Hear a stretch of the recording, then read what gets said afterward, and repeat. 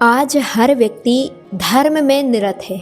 प्रतिदिन मंदिर जाता है, अभिषेक करता है, पूजन करता है, साधुओं को दान देता है, लेकिन वहां जाते हुए भी अनेक प्रकार के विकल्पों को लेकर के जाता है।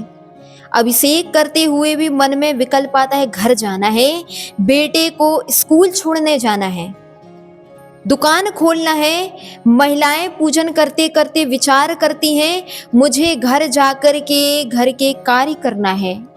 आदि आदि जो विकल्प मन में आते हैं, आहार देते देते हाथ में ग्रास होता है और मन में विकल्प होते हैं, अभी घर जाकर के अमुक अमुक प्रकार के कार्य मुझे करना है। इस प्रकार के अनेक विकल्प धार्मिक कार्य करते हुए आपके मन में चलते रहते हैं। यहाँ हम आप लोगों से पूछें, क्या आपके मन में ऐसे विकल्प नहीं चलते? चलते हैं। हर व्यक्ति के मन में ऐसे विकल्प धर्म करते हुए भी चलते हैं। क्या आपने विचार किया कि आपके लिए इस प्रकार के विकल्पों से कैसा आश्रय होगा? एक उदाहरण के माध्यम से समझेंगे। जिनदत्त चरित्र में बहुत सुंदर उल्लेख मिला। वह जिनदत्त जो सेठ का पुत्र था, भारी संपदा से युक्त, महान वैभव संपन्न, लेकिन फिर भी उस जिनदत्त के लिए जंगल जंगल में भटकना पड़ा, अनेक प्रकार के कष्टों का सामना करना पड़ा। उसका क्या कारण था?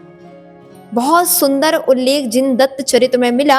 जब जिनदत्त के जीवन में इस प्रकार के कष्ट आए, कष्टों का समन होने के उपरांत एक अवधि ज्ञानी मुनि महाराज से जब जिनदत्त ने पूछा कि महाराज, मैंने बहुत वैभव को प्राप्त किया है, अनेक प्रकार की संपदाएं मेरे पास हैं, लेकिन फिर भी मेरे जीवन में इतने कष्ट आए।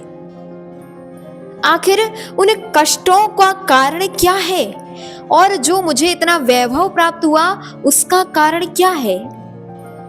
महाराज अवधि ज्ञानी थे और महाराज ने अपने अवधि ज्ञान के द्वारा बतलाया कि भो जिनदत्त, तुमने पूर्व भव में मुनियों को आहार दान दिया था।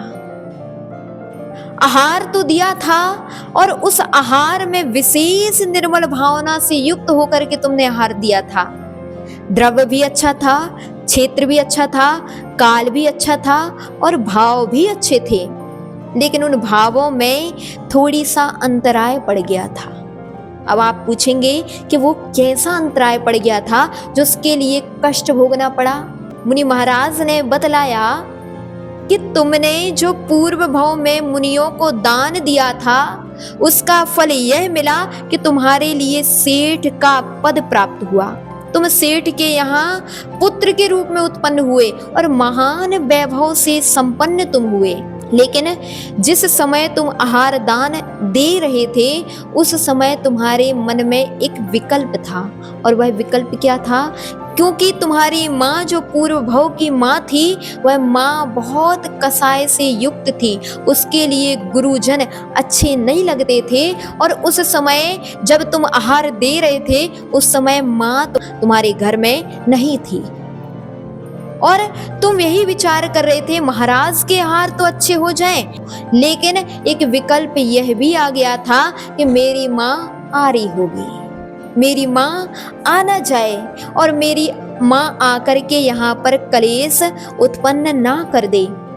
आहार देते देते केवल इतना सा विकल्प तुम्हारे मन में आया था, और उसी विकल्प का ऐसा फल तुम्हारे लिए प्राप्त हुआ कि इस भव में तुम्हारे लिए सब कुछ प्राप्त होने के उपरांत भी एक छोटा सा अंतराय, अर्थात तुम्हारे लिए वनों में भटकना पड़ा, दुखों को सहन करना पड़ा। इसका मतलब कि एक छोटे से विकल्प ने जिनदत्त को भी अनेक दुखों को प्राप्त करा दिया। फिर आप स्वयं विचार करें कि आपके मन में प्रतिदिन धर्म करते हुए कितने सारे विकल्प चलते हैं। शरीर मंदिर में रहता है, लेकिन मन आपका मंदिर में नहीं रहता। शरीर गुरुओं के पास बैठा रहता है, लेकिन मन गुरुओं के पास नहीं रहता। अनेक प्रकार के कार्यों का विकल्प आप देव शास्त्र गुरु के चरणों में लेकर के जाते हैं, ध्यान रखना। अगर ये विकल्प लेकर के आप जा रहे हैं तो आपको भी जिनदत्त की तरह कष्टों को भोगना पड़ेगा। इसलिए जब भी मंदिर जाएं, निर्विकल्प होकर के जाएं। जो काम आपको करना है वह काम आप पहले ही निपटा करके जाएं, जिससे आपको मंदिर में किसी प्रकार का विकल्प आए ही ना, गुरुओं को आहार देते समय विकल्प आए ही ना। तो इस प्रकार की बात आप अवश्य ध्यान रखें। कहीं आप स्वयं ही अपने लिए अंतराय कर्म का आश्रय तो नहीं कर रहे हैं, आप स्वयं ही दुखों का आवाहन उन विकल्पों के चलते तो नहीं कर रहे हैं। इसलिए अब विकल्प जितने लेकर के जा रहे थे उन विकल्पों को घर में ही छोड़ करके जाना। जब भी देव शास्त्र गुरु के चरणों में जाना, निर्विकल्प होकर के जाना कि बस आप ही हमारे हैं। और जब इस प्रकार के निर्विकल्प रूप से आप भगवान और गुरुओं के चरणों में जाएंगे, आपके पुण्य का प्रतिशत जो अभी केवल 2, 5, 7% था, वह पूरा 100% में आपको प्राप्त होगा। इस बात का विशेष ध्यान रखें।